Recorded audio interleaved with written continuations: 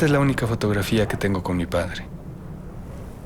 Estamos juntos en ese árbol, junto a la montaña que tanto veneraba. Pero un día mi padre murió. Y después de un tiempo, impulsado por la curiosidad y la nostalgia, volví a la montaña para buscar en ese lugar. Y si no fuera por esa imagen, la memoria no me hubiera alcanzado para reconstruir ese momento.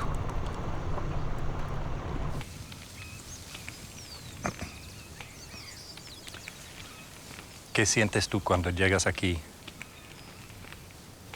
Es bueno tener chance de volver a empezar, ¿no? ¿Cómo es que la vida de alguien se reduce a un recuerdo, no? Me parece que tu padre lo explica muy bien cuando dice que vamos a estar enterrados mucho tiempo. Y la muerte es mucho más larga que la vida.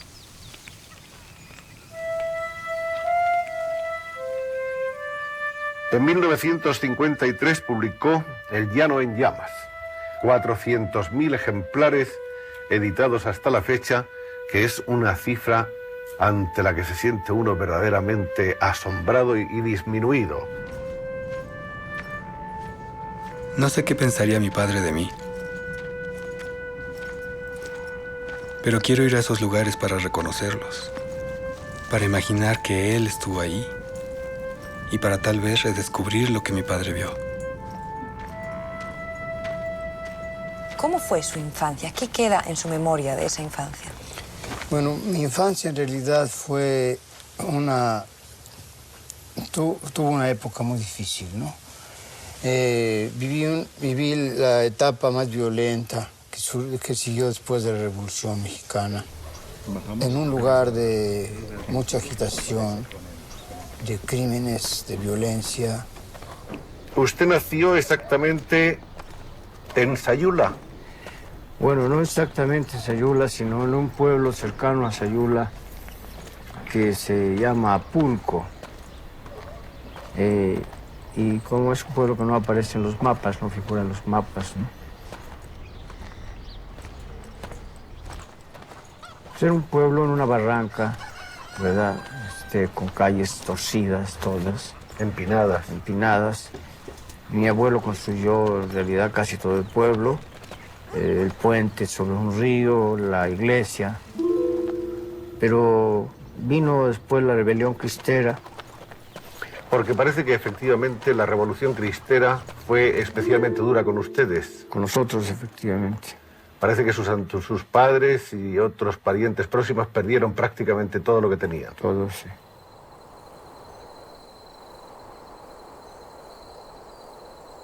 Diles que no me maten, Justino. Anda, vete a decirles eso, que por caridad, así diles. Diles que lo hagan por caridad. No puedo. Hay un sargento que no quiere oír hablar nada de ti.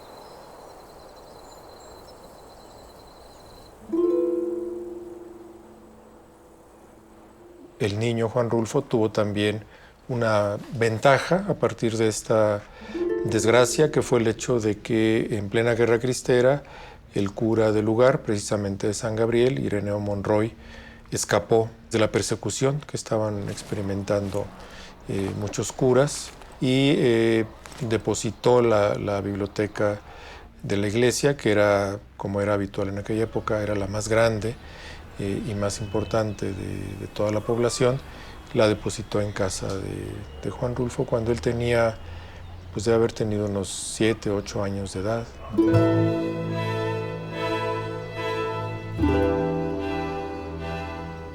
La biblioteca que Ireneo Monroy dejó en la casa de la abuela materna de Rulfo no era solamente una acumulación de libros con afanes de censura, más bien una parte de esa razón, o sea, que estuviera haciendo censura de lo que sus feligreses leían, pero sobre todo también su propia biblioteca, ¿no? El mundo de Juan Rulfo era un mundo de libros. Él vivió su biografía misma, yo creo que la parte más importante de su biografía justamente está en los libros que leyó. Era irresistible para tu papá enterarse de qué era el libro que traía alguien en la mano. No lo podía simplemente resistir y se acercaba y era el tema de conversación por excelencia para él. Autores y libros.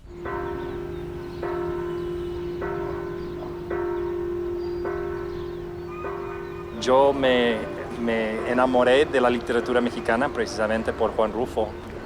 Y esa experiencia a mediados de los 80 me cambió la vida. Es lo que me impulsó a llegar a ser profesor de literatura.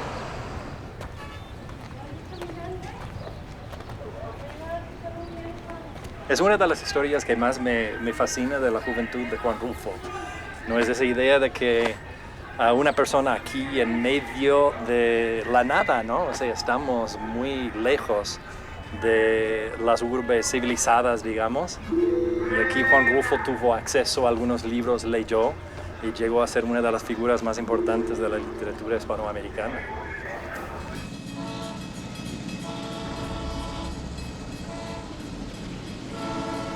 El campo mexicano estaba muy convulsionado y abundaba todo tipo de violencia, pero también mucho bandolerismo. La gente vivía pues con una alta dosis de inseguridad. Lo mismo podía entrar los villistas que los carrancistas. Todas las familias de alrededor, todos se vinieron aquí porque aquí había regimiento, había garantías contra los bandoleros.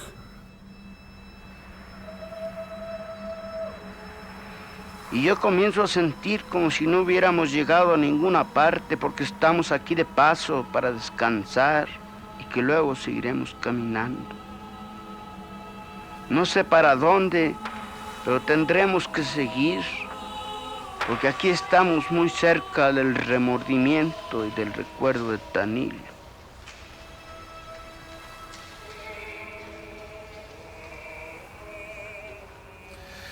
Bien, quedamos entonces en que en principio su familia era una familia acomodada, aunque perdió sus bienes en esa revolución. En los primeros meses de esa revolución, usted sufrió una pérdida terrible para un niño que fue la de su padre, ¿no? Sí, fue mi abuelo y mi padre. Los dos murieron en esa misma época. Y enseguida murió mi madre, a pocos años también. ¿Qué es aquí? Es una cruz de un señor Pamuceno Pérez Rulfo. ¿Qué pasó aquí? Le quitaron la vida. ¿Y por qué lo mató? I don't know.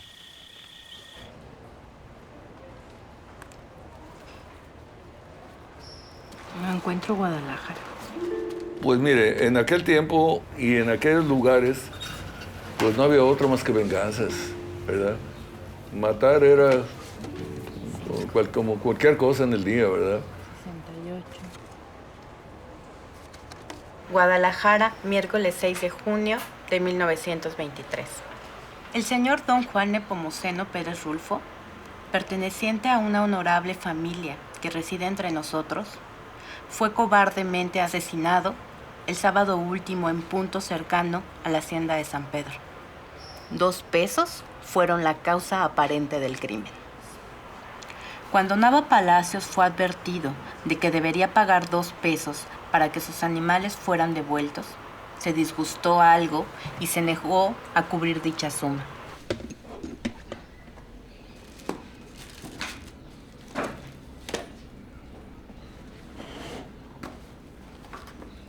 El señor es Guadalupe Nava Palacios.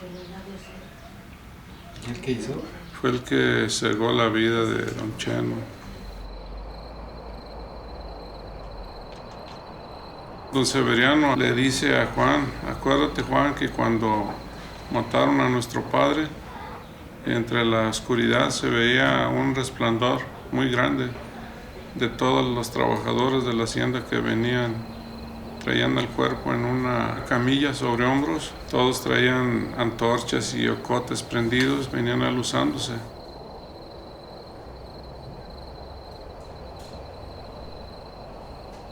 Guadalupe Terreros era mi padre. Cuando crecí y lo busqué, me dijeron que estaba muerto. Es algo difícil crecer sabiendo que la cosa de donde podemos agarrarnos para enraizar está muerta. Con nosotros eso pasó. Luego supe que lo habían matado a machetazos, clavándole después una pica de buey en el estómago. Me contaron que duró más de 2 días perdido y cuando lo encontraron tirado en un arroyo todavía estaba agonizando y pidiendo el encargo que le cuidaran a su familia. Esto con el tiempo parece olvidarse. Uno trata de olvidarlo. Prácticamente usted se quedó con casi ningún pariente próximo que pudiera realmente tener la responsabilidad de cuidarse de usted. Pues con una abuela nada más. Con una abuela. Sí. Y entonces parece ser que tuvo que vivir durante un largo tiempo en un orfanato. En un orfanatorio, efectivamente. De ese orfanatorio, según usted ha confesado algunas veces, los recuerdos que tiene no son precisamente gratos. No. Usted ha dicho que era como un correccional. Era una correccional.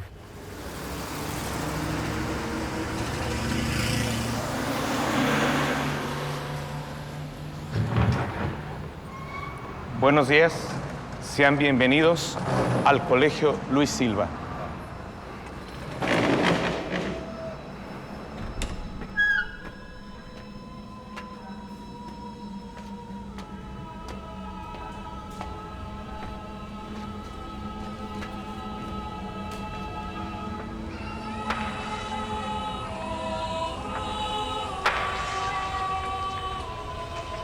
Aquí se tenían catres, se tenían petates, había camas. Las literas casi no se utilizaron, fíjate qué cosa tan curiosa. Es por eso que a lo largo de los años era tan grande el espacio que ocupaba el interno. Ellos tenían derecho a su catre, a su cama, a su petate, dependiendo también los recursos que ellos tuvieran. Tenían un pequeño ropero y un pequeño buró, que a veces tenían que compartir con alguien más si estaba demasiado lleno el lugar, ¿no?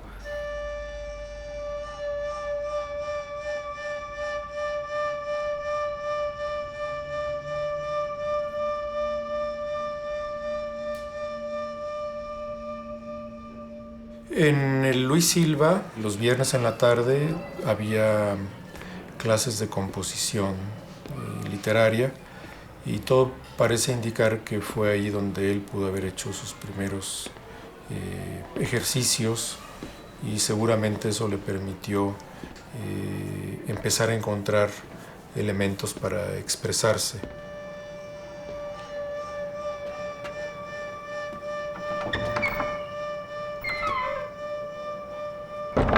Muchas personas, sobre todo hijos de gente pudiente de Guadalajara, la forma de castigar a los hijos era metiéndolos a ese orfanatorio. A ver si los enderezaban, ¿no? Sí. ¿Y en realidad usted cree que enderezaban algo ahí o...? Sí, era terrible, ¿sí? La disciplina, el sistema era carcelario, se puede decir. Ahí, entre otras cosas, ¿qué recuerda usted que verdaderamente haya aprendido, que tenga que agradecer a esos años un tanto tristes? Bueno, lo único que aprendí fue a deprimirme, ¿no? Fue una de las épocas en que me encontré yo más solo, ¿no? Y en donde conseguí un estado depresivo que todavía no se me puede curar, ¿no?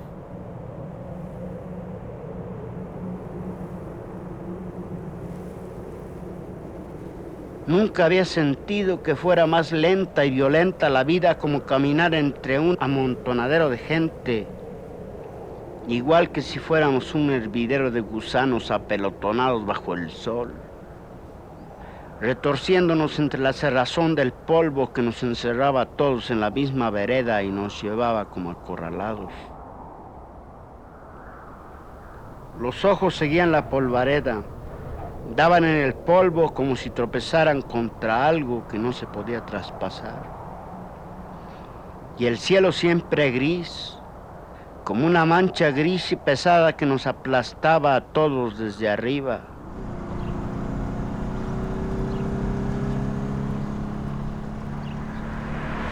Salió de Luis Silva, en donde hizo hasta sexto año, y de allí se metió al seminario. Pues no sé si 2 o 3 años. Y del seminario ya no quiso seguir de sacerdote, y fue cuando se vino aquí a Pulco. A Pulco, ahí en la Casa de la Hacienda, y allí se iba a echar sus caminatas y a sacar fotografías.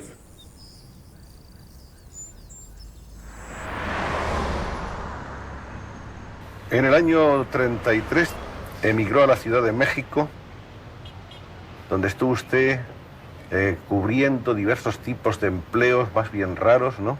Sí. Por ejemplo. Pues fui agente de migración, ¿verdad? Fui recaudador de rentas.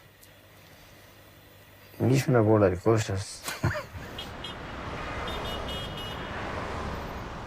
En ese famoso departamento de inmigración, donde usted consiguió el empleo en el 1935, trabajó usted, según parece, durante una década. 10 años, exacto. Sí. ¿Y qué cosas hacía usted en esa oficina? Perseguir extranjeros. Perseguir extranjeros. Sí. Extranjeros que estaban clandestinamente. Sí, extranjeros ilegales. Sí. Ilegales. Es el trabajo de los trabajadores, de los agentes funcionarios de inmigración. Durante la guerra estuvo usted ocupándose porque nunca capturé ninguno. Usted no capturó nunca, ¿no?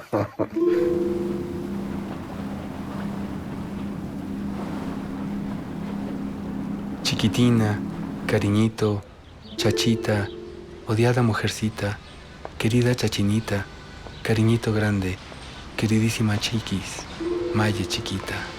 Es aquí a la derecha, aquí venía a tomar mis nieves y al terminármela pedíamos la cuenta y me decía el señor, el dueño del Nápoles, ya está pagado. Yo volteaba por toda vez, qué muchacho había sido. Esperaba un güero de ojos azules. Pues no lo veía, pues a ver quién sería, ¿no? Durante la guerra se ocupó usted de la distribución de las tripulaciones de los barcos alemanes que llegaban a México. ¿Cómo sabe usted todas estas cosas? Bueno, no sé, yo he reunido algunos datos y parece que este es uno de ellos, ¿no? Sí. Efectivamente, tuve a mi cargo la tripulación de los barcos alemanes y italianos que se refugiaron en México, en los puertos mexicanos durante la guerra. ¿Y usted entonces los internaba? No estaban internados. ¿No? ¿Qué hacía con ellos? Tenían a la ciudad de Guadalajara como cárcel. Ajá, vivían en la ciudad. Vivían en la ciudad libremente, ¿no? Y solamente todos los días les pasábamos lista. 19 de junio de 1947. Cariño, la casa está en Filomeno Mata y Avenida Madero. Mero arriba hay un rincón con una ventana a la calle. Hola. Y allí en ese rincón estamos tú, tu retrato y yo. Y el recuerdo tuyo que no me abandona nunca. Y algunos libros y una bola de tiliches. Y si no hubiera sido por esa bola de tiliches, yo no me hubiera cambiado pronto a este lugar y te hubiera escrito enseguida. Yo quisiera preguntarte a ti si tú sabes por qué seré yo tan tilichudo. Las maderas, lo mismo. Ahí a lo mejor le compró a mi papá su anillo a mi mamá. Seguramente. Si no fue con él, fue con Ronay o con la joyería Kimberly. Sí, este se antoja que pudo haber sido aquí. Como este tipo de salidas a la... Por eso pensaba que era un chorizo y aquí pues estaba su cama. Debe haber sido algo muy... porque era muy parco él, ¿no? Sí.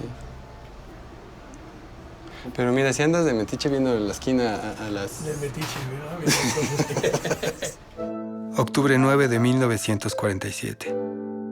Chiquilla, me duele en el alma decirte que ya conseguí el departamentito. Pero no me duele por haberlo conseguido. No, sino porque está muy feo. No es como yo lo quería. Yo quería algo con alguna ventana a la calle y muchos árboles enfrente. Y este no tiene ni siquiera la dichosa ventana a la calle. Tiene 2, pero dan a un patio y están en un segundo piso. La cosa que ocurrió fue que la gente no quiso desocupar el que a mí me gustaba y como aquí las leyes son muy duras, no pueden obligar a nadie, de ningún modo, a desocupar el lugar donde vive. En 1947 empezó usted a trabajar en publicidad. En el departamento de ventas de una firma fabricante de neumáticos. La Goodrich Euskadi, sí. ¿Y usted qué tenía que hacer ahí? ¿Pensar eslogans para anunciar los neumáticos? Bueno, originalmente sí, estuve muy poco tiempo en publicidad. Después fui agente viajero, agente vendedor. Después fue usted vendedor de neumáticos. Vendedor de llantas, sí. ¿Por todo el país? Por todo el país. ¿Cómo se le daba la venta de neumáticos? Muy bueno, muy ¿Sí? bueno. Se venden solos. ¿Sobre ruedas? Sí. Justo en ese lapso se casa y nacen sus 2 primeros hijos, lo cual implica que cada vez más tiene una necesidad natural de dejar el carácter nómada que tenía y volverse más sedentario. Tuxpan, Veracruz, 21 de agosto de 1949. Muy querida madrecita, nunca llegué a creer que este trabajo fuera a hacérseme tan pesado. A tal punto que a veces, muchas, me detengo en cualquier parte del camino y pienso en abandonarlo e irme a México, allá contigo, y dejar que pase lo que pase. ¿Está en la iglesia de Praga? Y pienso, y luego sigo adelante. Pero ninguna vez como ahora he sentido la desesperación de seguir contra mi voluntad, siempre hacia donde mismo, a decir las mismas y hacer las mismas cosas.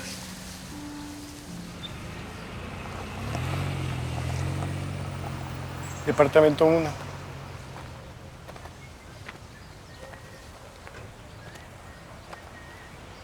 sea, después de casarse llegaron aquí. ¿Tocamos?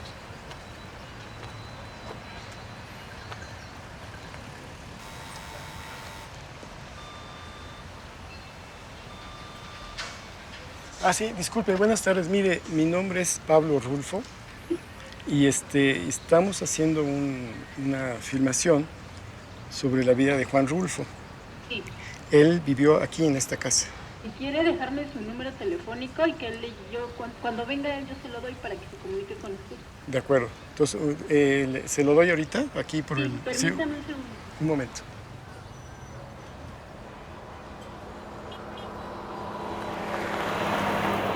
En el año 1940 dicen que tomó usted la pluma con ánimo literario por vez primera. Quizá el dato no sea de una gran precisión, pero lo que sí parece es que entonces escribió usted una novela sobre la Ciudad de México que usted acabó por destruir. Sí, efectivamente. ¿Había escrito algo antes que eso o eso fue realmente lo primero que escribió? Lo primero que escribí fue esa novela. Esa novela. Una novela bastante grande, sí, bastante extensa, sobre la Ciudad de México. ¿Y por qué la destruyó? ¿No estaba contento con ella? Era muy mala. ¿Le parecía usted entonces o le sigue pareciendo ahora? Me sigue pareciendo ¿Sí? muy mala, sí. Retórica, alambicada, llena de... Llena de los pecados de la juventud. Exacto. Los pecados literarios de la juventud, ¿no? Sí. Al maestro no le gustó su primera novela, al parecer un tanto hipersensible. École. En la cual pretendía analizar la soledad de un campesino trasplantado a una gran ciudad moderna como era la Ciudad de México, en Distrito Federal. Tenemos que esperar 2 años más, hasta 1942, para conocer el primer cuento de Rulfo, La vida no es muy seria en sus cosas, que publicó usted en una revista de Guadalajara. Sí. En la revista... En la revista América. América. Sí. 13 de marzo de 1947. Querida mujercita, me van a publicar un cuento en una antología de cuentistas mexicanos. Nos han dado la tierra. Yo les había entregado otro que se llama Es que somos muy pobres, pero lo encontraron subido de color. No sé por qué me salen las cosas tan crudas y tan descarnadas. Yo creo que porque no están bien hervidas en mi cabeza. Rulfo publicó entre 1945 y 1951 en América. Y con la excepción del 50, que es cuando publica El llano en llamas y Diles que no me maten, casi se ve un cuento por año.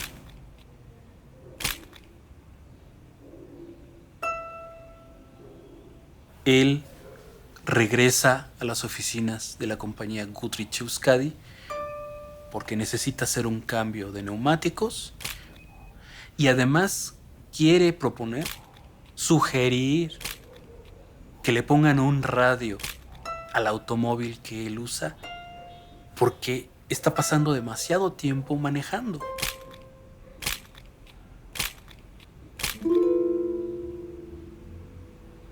¿Cómo se le ocurre pedir que le cambien los neumáticos? Van y ven si realmente están desgastados los neumáticos. Y se niegan a ponerle el radio a su automóvil. Y Rulfo cuenta que es en ese momento en el que él decide renunciar a la compañía. Él ya era parte del Centro Mexicano de Escritores, él ya era becario. Fue casi providencial que ocurriera, ¿no? Informe del Centro Mexicano de Escritores. Terminé de escribir el cuento titulado Lubina, del cual ya estaba usted en antecedentes. Como antes había indicado, trata de la descripción de un pueblo de la Sierra de Juárez, hecha por un profesor rural a un recaudador de rentas del Estado. Aunque aparentemente se desarrolla por medio de una conversación entre las dos personas, es, en general, un monólogo, ya que el profesor, como se verá al final, no existe.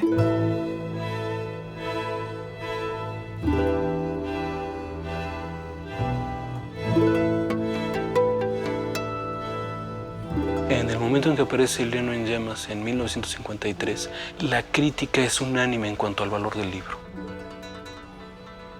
Se considera que es el narrador del México rural.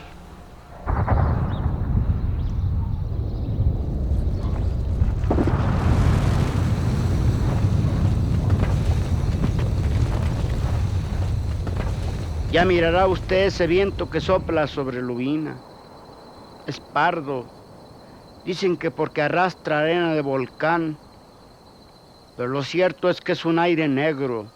Ya lo verá usted. Se planta en Lubina prendiéndose de las cosas como si las mordiera. Y sobran días en que se lleva el techo de las casas como si llevara un sombrero de petate, dejando los paredones lisos, descobijados. Luego rasca como si tuviera uñas. Uno lo oye a mañana y tarde, hora tras hora, sin descanso, raspando las paredes, arrancando tecatas de tierra, escarbando con su pala picuda por debajo de las puertas, hasta sentirlo bullir dentro de uno, como si se pusiera a remover los goznes, los mismos huesos. Ya lo verá usted. Lo que hace Rulfo es transformar al viento con 10 significaciones distintas. Hay 10 metamorfosis del viento que va pasando de un espíritu a un símbolo del mal, a alguien que posee a las gentes. Hay claramente una evolución del viento hasta que se convierte en lo contrario, se convierte en una bendición. 400.000 ejemplares de un libro de cuentos, yo pienso que es un récord insólito en la historia de las letras en castellano. Pues sí, eso ha sucedido. Ha sucedido. Sí. Si este hombre sigue escribiendo, acaba con el cuadro. Y esa frase resultó profética, porque Juan publica El Llano en Llamas y realmente acaba con el cuadro.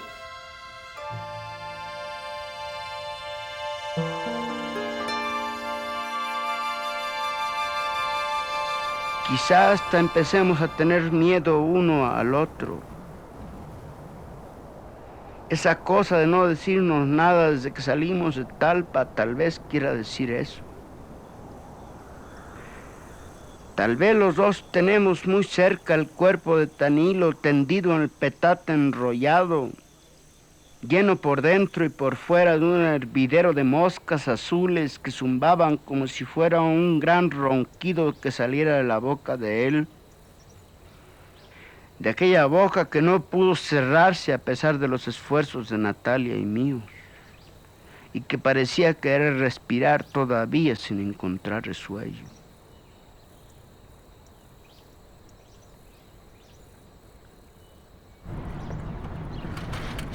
Es curioso lo que se siente al andar por estos lugares. Hay un río ahí muy bonito, pero creo que Es como si uno se llenara de un dulce sabor.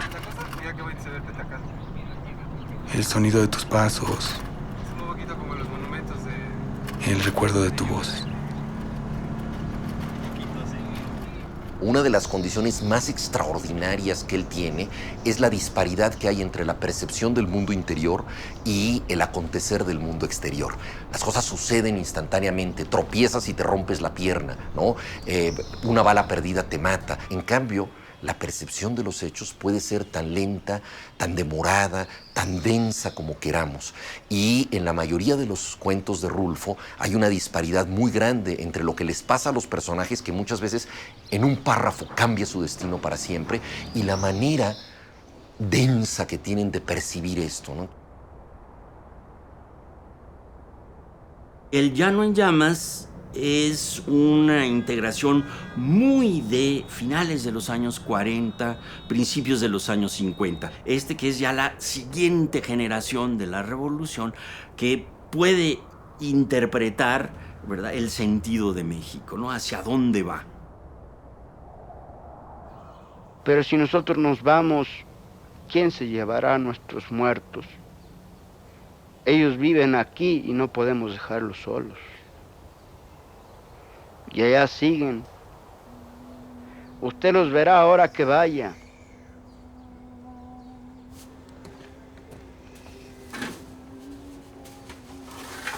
Mascando bagazos de mezquite seco y tragándose su propia saliva para engañar el hambre.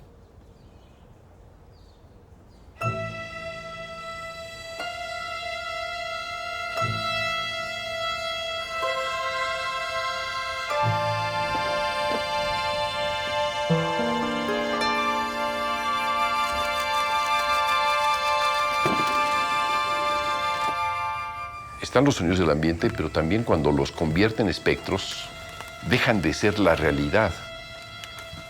Por ejemplo, su voz eran hebras humanas.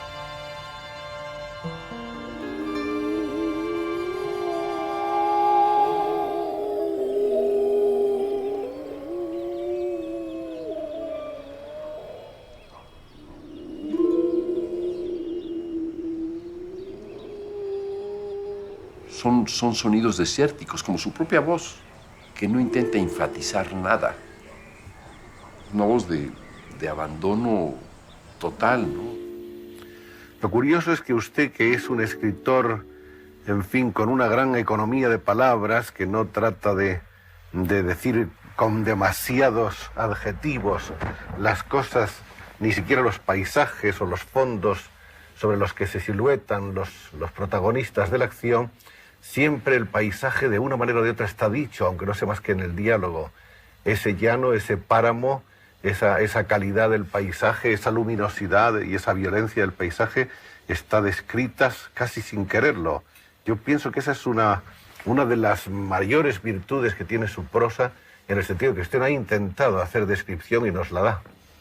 Sí, yo le agradezco muchos conceptos, pero ya le digo, cualquier persona que tratara de encontrar esos paisajes, encontrar esos motivos que han dado origen a esas descripciones, no las encontraría.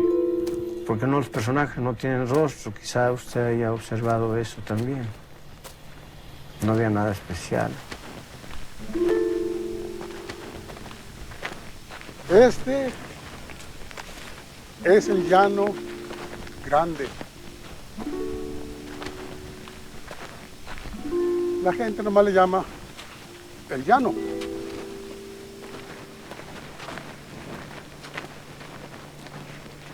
En estas pequeñas hondonadas se ocultaban los hombres de Pedro Zamora. Este es el camino antes. Ahora ya lo hicieron para allá, pero este es el camino, mira. Esta es la pileta. Aquí Macario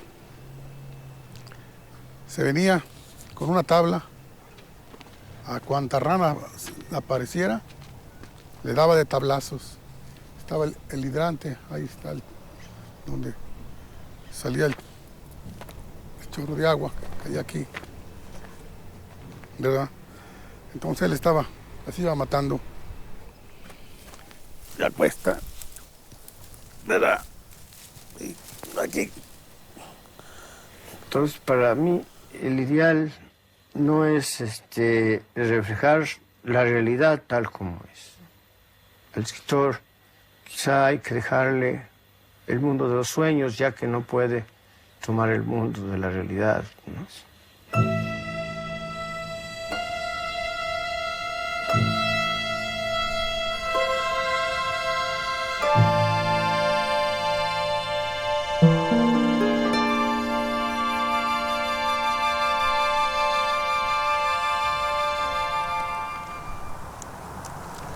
Bueno, aquí creo que voy a poner, es una costumbre que tengo yo de llegar a lugares interesantes, ¿no? Y manchar las páginas de algún libro con la tierra de esa zona, como una forma de recuerdo. No sé, que significa que aquí he estado y aquí he leído la novela de Juan Rulfo. ¿Y tienes pensado escribir una autobiografía? Yo, pero sería aburrida, ¿no te parece? No.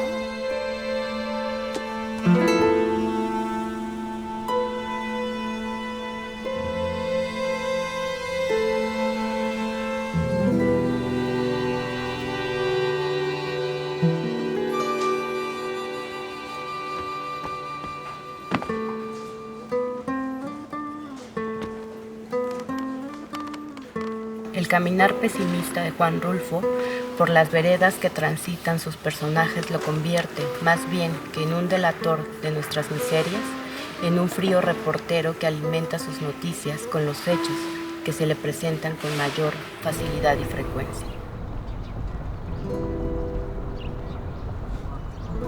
Como un personaje te enseña a ti a ver lo que tú no haces por ti, ¿no? Entonces de repente ahí es donde me agarro todo lo que mi padre nunca me contó, pues voy a descubrirlo, a buscarlo a mi manera.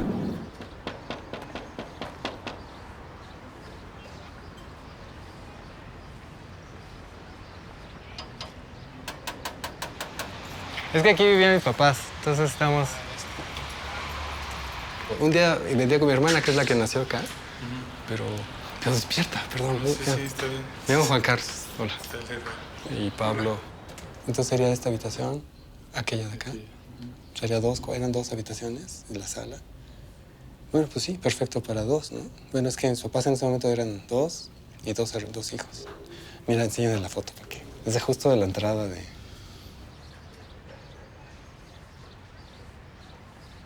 Usted tiene un cierto y raro prestigio de hombre reacio a enfrentarse con el público, con los halagos, con el aplauso, incluso con los fans. ¿Usted es más feliz en la soledad? Exacto. He aprendido a vivir con la soledad. Dígame, maestro, además de la soledad, usted tiene sin duda en esa soledad una serie de personajes que le rodean. Yo estoy seguro de que usted tiene sus fantasmas más o menos vivos o muertos con los cuales usted mantiene una especie de diálogo constante, que acaso sean esos personajes que usted ha arrancado de la realidad de su pueblo. De las pocas veces que yo le vi una mirada así de luz y de alegría, cuando él hablaba de la casa materna en San Gabriel, del huerto. Dice que se la pasaba horas jugando en los árboles, en los naranjos. Y es que él comenta que jugaba con una niña en ese jardín, en ese huerto.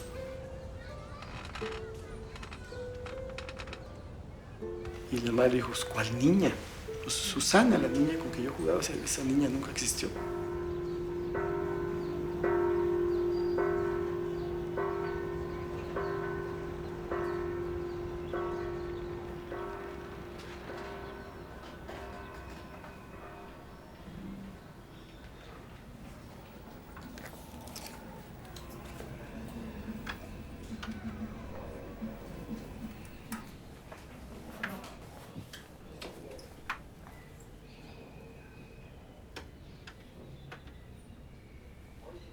Mira qué maravilla. Esta es una mujer cuentacuentos, está con la boca abierta, está contando cuentos, y por eso tiene todo el cuerpo brotado de personas, porque ellos creen que los cuentacuentos están brotados de gente, que contienen mucha gente, multitudes. Entonces están todas, cuando lo representan, acá también, ¿ves? Están llenos de personas, llenos de gente.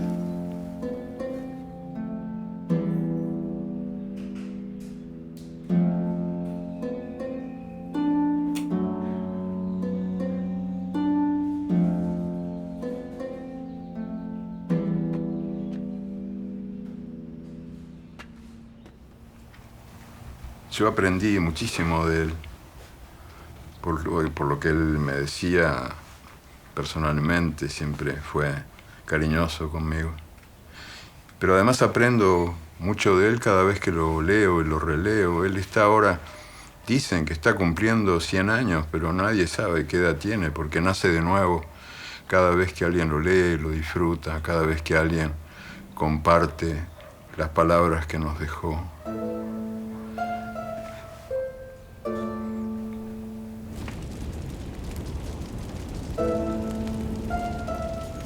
Poco antes del amanecer se calmó el viento y después regresó. Pero hubo un momento en esa madrugada en que todo se quedó tranquilo, como si el cielo se hubiera juntado con la tierra, aplastando los ruidos con su peso. Se oía la respiración de los niños, ya descansada, y se oía el resuello de mi mujer ahí a mi lado. ¿Qué es?, me dijo. ¿Qué es qué?, le pregunté. Eso, el ruido ese. Es el silencio. Duérmete. Descansa, aunque sea un poquito, que ya va a amanecer.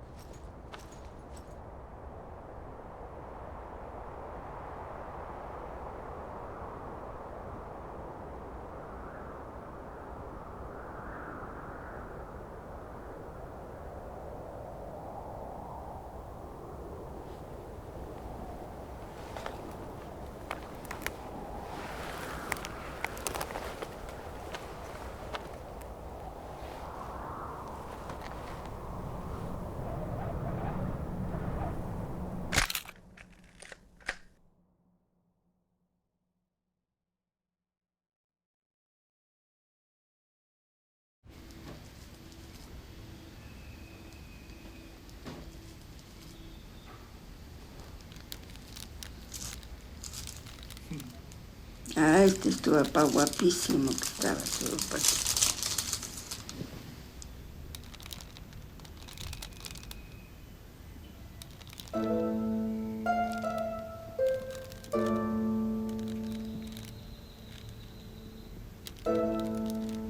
Cuídate mucho y quiéreme mucho, pedacito de jitomate. Salúdame mucho a tus hermanitos y a tu mamá, si es que ya está con ustedes. Y ojalá que tú estés contenta y de buen humor, como siempre. No leas esta cosa acabando de comer, porque te haría daño, y no me sigas haciendo daño a mí, pobre corazón mío. I love you, I love you, I love you. I will always love you.